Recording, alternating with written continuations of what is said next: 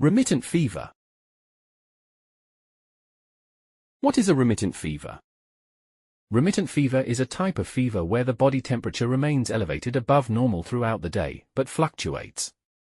Goes up and down by more than 2 degrees centigrade without returning to normal.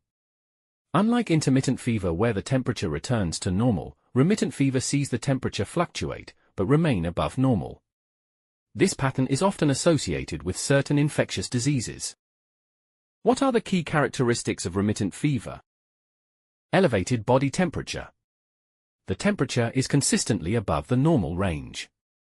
Fluctuating temperature. The temperature varies throughout the day, but it does not fall to normal levels. Temperature variation. The fluctuations are more than 2 degrees centigrade within a 24-hour period. Association with infections. Remittent fever is often seen in conditions like typhoid fever and infective endocarditis. How remittent fever differs from intermittent fever and continuous fever. Intermittent fever. In intermittent fever, the temperature returns to normal, at least once within a 24-hour period. Continuous fever.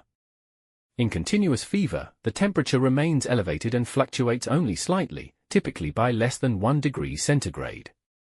While in remittent fever, body temperature remains elevated above normal throughout the day, but fluctuates by more than 2 degrees centigrade without returning to normal. Examples of conditions associated with remittent fever. Typhoid fever. A bacterial infection causing prolonged fever, often accompanied by other symptoms like headache and abdominal pain. Infective endocarditis.